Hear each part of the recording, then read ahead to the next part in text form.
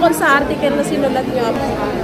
Oh, yeah, sinabi kong kahapon, may nag-post ako sa Facebook na wala tayong mga saan sa AFP, yung leadership na namumuno dyan. Kasi wala silang ginawa, diba, nung kinidnap nila si PRRD, dinala dun sa Hague. Yung Villamor, diba, under ng military yan. So wala tayong mga saan sa kanila para, sabi nga ni Gibo, diba, wala magagawang military para i-stop yung corruption. So,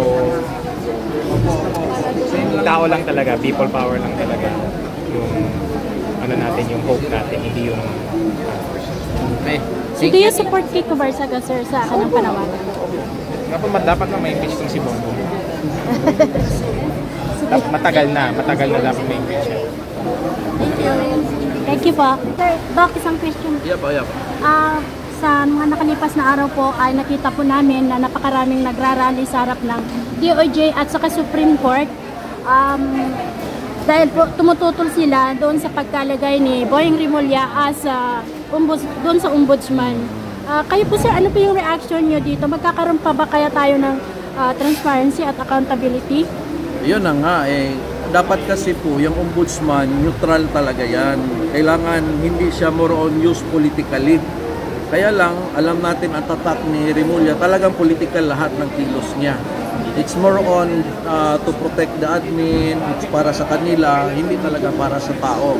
So katulad ngayon, ang sabi niya, unahin niya si BP Sara. Andyan na nga yung problema ng flood control, unahin pa niya si BP Sara. So it's really a political move and hindi po tayo masaya doon. Hindi po katulad ni Martires before, talagang tahimik, talagang neutral. So hindi ginamit siya ni Tatay Digong for his side. Nirespeto ni Tatay Digong ng ombudsman, more on talagang independent yan. Hindi yan for the government to protect themselves and to cover up the corruption. Yun po nangyayari. Nakikita naman natin sa mga interview na may cover up na nangyayari. So we're not happy. About naman po dun sa sir, isa ka din pong social media influencer. Kamakailan lamang po ay narinig po namin na it seems like 20% ba yun? Nakukunin sa mga vlogger, 50%. Ano po yung reaction nyo doon, sir? Grabe naman yun. Nakakahiya naman yun na sasabihin pa ni Tito Soto yun na hindi nga niya nasusolve itong mga billion, trillion na corruption. Tapos kukunan pa ng 50% daw ang mga vloggers dahil madali lang daw mag-vlog. Yan ang mahirap sa isang taong hindi pa nakatry mag-vlog. Subukan niyang mag-vlog. Sabi niya, madali lang daw nagkakapera ang mga vloggers. Subukan niyang mag-vlog. So it's an insult to us na nagbablog dahil nagbablog tayo hindi para sa pera, para to sa passion natin. Hindi to actually yung mga nagsusurvive talaga ng vloggers, dedicated yan Kasi kung pera lang, wala lang sang buwan, kikwit ka Tapos sasabihan nating pera lang habol dyan. Mahirap po kumita sa vlogging. Hindi po ganun kadali. And it's an insult na kunan patay ng 50%. So for Tito Soto, isolve mo yung corruption. Huwag mong dagdagan pa ng tax ang mga vloggers. It's a wrong statement. Yes, sir. Thank you, sir. Thank you, thank you po. Thank you. Isang tanong lang, ano yung opinion mo patungkol sa mga corruption ngayon sa bansa natin, talking about flood control? Well, actually, isipin mo yung flood control, trillion na yon, pero tip of the iceberg pa lang yon. Hindi pa yun buong corruption. Ano pala yun? Tip pa lang yon. Ibig sabihin, walang pag-asa kung hindi po mababago.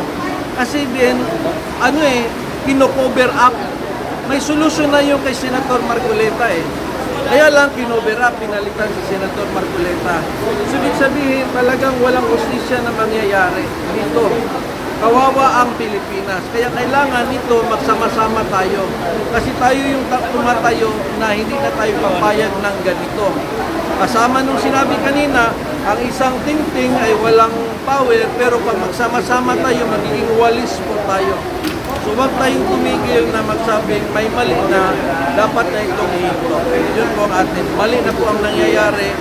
Kawawa na po ang bansang Pilipinas. Isa na lang, Doc. Talking about sa ngayon kasi, ang acting chairman ng Blue Ribbon Committee si Erwin Tulfo. Ano po yung nyo? Saan patutungo ang investigasyon? Wala kasi under pa rin siya kay Tito Soto Alam naman natin si Tito Soto, kontrolado lang siya ni Romualdez. So, ikokontrol lang din ni Tito Soso si Erwin, nakita naman natin sa previous na hearing. So, wala po akong hope nakikita, kundi cover up lang po ang nangyayari. Ang dapat dyan, palitan si Tito Soto.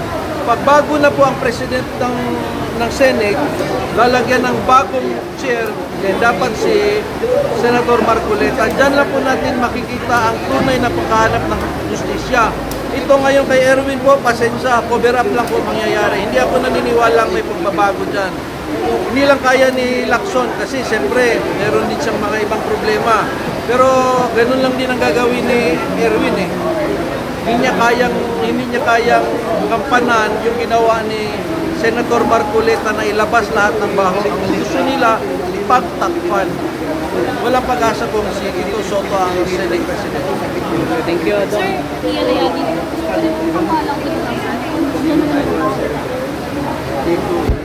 Sa mga kurap, dapat iba ang ating so, walang iba kailangan si Sara. Yes, mas maganda si Bibi Sara ang magsusunod ng mga kurap. Si BBM, honestly, alam natin yun. May connection siya sa lahat. Pinsan niya, kaibigan niya, siyempre, hindi niya kinakain. So, I agree with Ipo Kasama. Hindi po ang usapan namin dito. Sabi ni Bibi, sa kanya, Dok, itatanong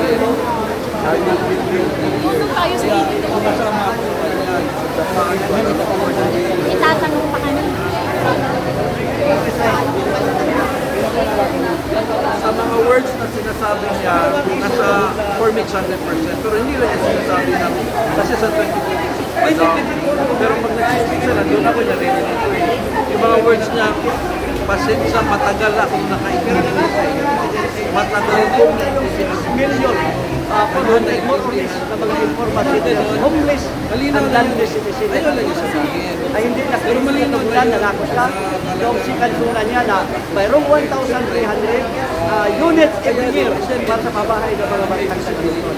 Pero had to say until now, only 600,000 lang ang nabuo dahil ang bansang pabahay ibinigay sa mga kontraktor na malaking contributor noong panahon sa eleksyon. Kagaya ng Secretary ng Department of Human Settlement at Urban Board na si Secretary Akusar sa kontraktor ko at malaking contributor ng kaya nagiging negosyo na mga kontraktor yung pambansang pabahay. Ito po ang inalain na dapat ibalik ang CNP Community Mortgage Program, dapat ibalik ang pondo sa Social Housing Finance Corporation para magtuloy-tuloy ang pabahay ng mga informasyon. Hindi ko yan sasayangin kasi uulit tayo eh.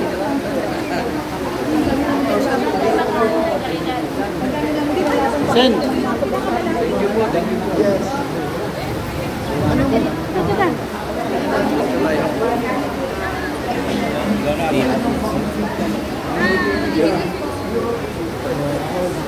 Ito pa pala eh. Thank you. Dok.